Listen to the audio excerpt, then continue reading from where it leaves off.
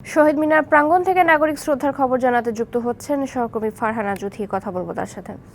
জুথি, হায়দার আকবর খান রণের প্রতি শ্রদ্ধা নিবেদনের সবশেষ খবর জানাবেন।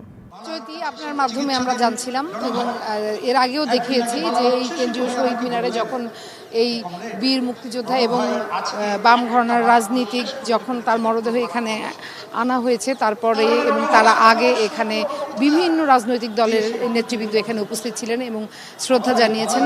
আমরা দেখেছি যে বাম ঘরানার যেই সমস্ত দলগুলো বাংলাদেশে আছে, বাংলাদেশের কমিউনিস্ট পার্টি সহ অন্যান্য জাসদ বাসদ, এই ওয়ার্কার্স পার্টি, এই সমস্ত রাজনৈতিক দলের কেন্দ্রীয় নেতারা যেমন এসেছেন, তেমনি পুরো বাংলাদেশে তাদের যে নেটওয়ার্ক আছে তাদের সেখানকার নেতাকর্মীদেরকে আমরা দেখতে পেয়েছি এবং পাশাপাশি যেই ছাত্র সংগঠনগুলো আছে বাম ঘরানার তাদেরকেও আমরা দেখতে পেয়েছি। আমরা দেখেছি আওয়ামী লীগের নেতৃবৃন্দ এসেছেন, আমরা দেখেছি জাতীয় পার্টি ছাড়া অন্যান্য যে রাজনৈতিক দলগুলো যেমন বিএনপির নেতাদেরকেও আমরা এখানে দেখতে পেয়েছি। এছাড়াও সামাজিক সাংস্কৃতিক যে সংগঠনগুলো আছে সেখানকার ব্যক্তিত্বরা এখানে এসেছেন এবং একটি জিনিস এখানে উল্লেখযোগ্য, সেটি যারাই এখানে কথা বলেছেন তারা এই ব্যক্তিত্বের, এই রাজনীতিকের যে জীবন আদর্শ সেটি তুলে ধরেছেন এবং দেশের মেহনতি মানুষের সাথে তার যেই সম্পৃক্ততা এবং তার যে আন্দোলন সেগুলো তুলে ধরেছেন। 1962 সালে সামরিক শাসক বিরোধী আন্দোলনে তিনি যেমন যুক্ত হয়েছিলেন, তার আগে তিনি জেল খেটেছেন, পরবর্তীতে জেল খেটেছেন, তার শিক্ষা জীবন ব্যাহত হয়েছে, তার যে পারিবারিক জীবন সেটি ব্যাহত হয়েছে।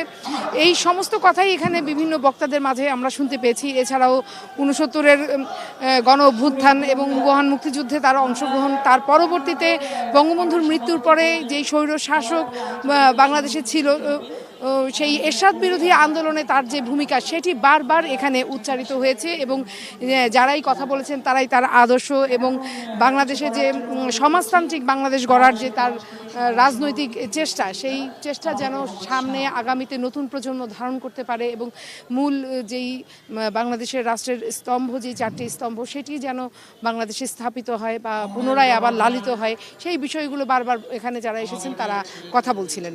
আরও একটি জিনিস যেটি আপনাকে জানিয়ে রাখতে চাই, যে এখানে যেই শ্রদ্ধা জানানোর বিষয়টি সেটি একেবারেই শেষ পর্যায়ে। এই মুহূর্তে আমরা দেখতে পাবো যে একটু পরেই এখান থেকে মরদেহ নিয়ে যাওয়া হবে ঢাকা বিশ্ববিদ্যালয়ের কেন্দ্রীয় মসজিদে এবং সেখানে জানাজা সম্পন্ন হওয়ার পরে বনানীতে তাকে দাফন করা হবে।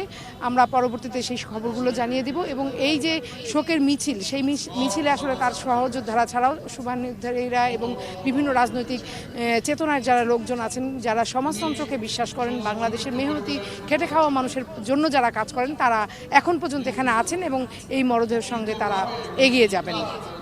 চৈতি, নিশ্চয়ই। জ্যোতি, ধন্যবাদ আপনাকে।